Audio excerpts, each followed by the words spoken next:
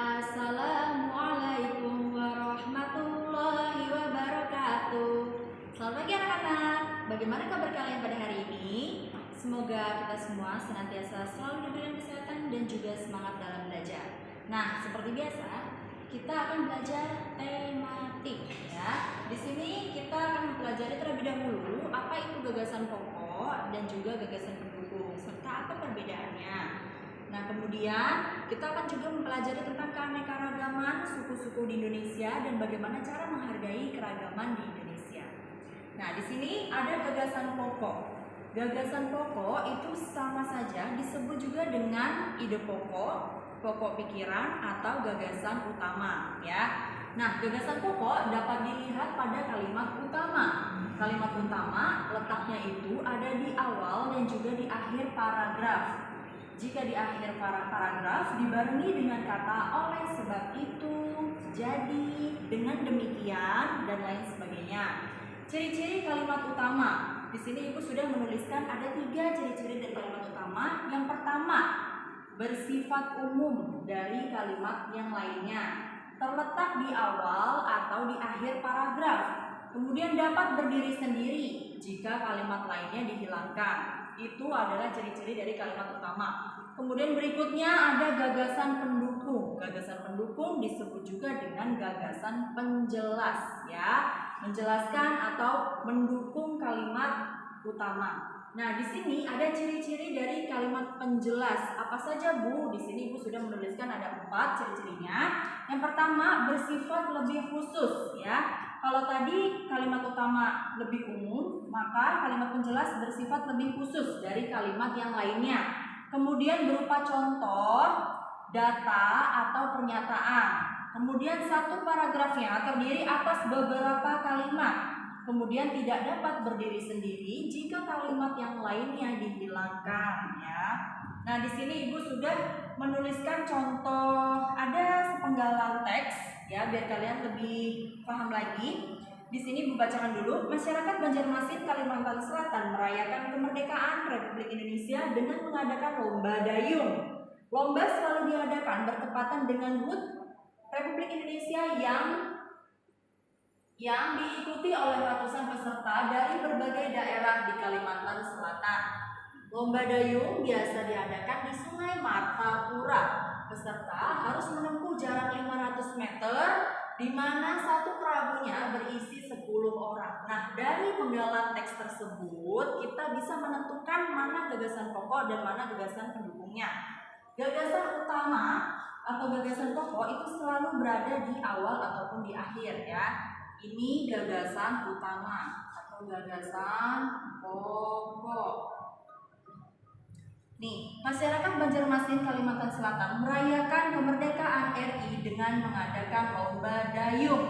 Sampai sini, ini merupakan gagasan pokok. Nah, kemudian diingat kembali, gagasan pendukung itu harus berupa contoh, data, atau pernyataan. Nah, di sini lomba selalu diadakan bertepatan dengan HUT RI, diikuti ratusan peserta dari berbagai daerah di Kalimantan Selatan. Sampai sini ini termasuk ke dalam gagasan pendukung karena disertai dengan data, contoh, ataupun pernyataan, ya. Seperti itu tentang gagasan pokok dan gagasan pendukung. Kemudian kita lanjutkan dengan keanekaragaman di Indonesia. Seperti yang kita tahu, keanekaragaman di Indonesia itu sangatlah luas, ya, cakupannya. Ada suku, bangsa, budaya, pakaian adat, rumah adat, makanan khas tradisional, dan lain-lain sebagainya. Nah, kemudian di sini kita akan membahas terlebih dahulu tentang apa saja sih suku-suku bangsa yang ada di Indonesia dan bagaimana cara kita menghargai keragaman tersebut. Pertama, suku bangsa di Indonesia. Ada suku Batak, biasanya mendiami daerah Sumatera Utara, ya. Suku Minang mendiami daerah Sumatera Barat.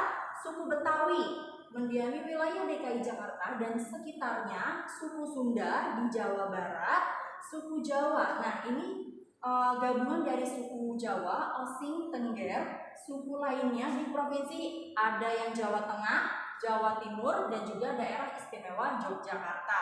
Kemudian ada suku Bali, ya, mendiami Pulau Bali, suku Dayak ada di Pulau Kalimantan, suku Bugis ada di provinsi Sulawesi Selatan, suku Ambon ada di provinsi Maluku, dan suku Asmat ada suku terbesar di daerah Papua. Nah, kemudian kita juga harus hafal atau kita juga harus belajar tentang menghargai keragaman yang ada di Indonesia.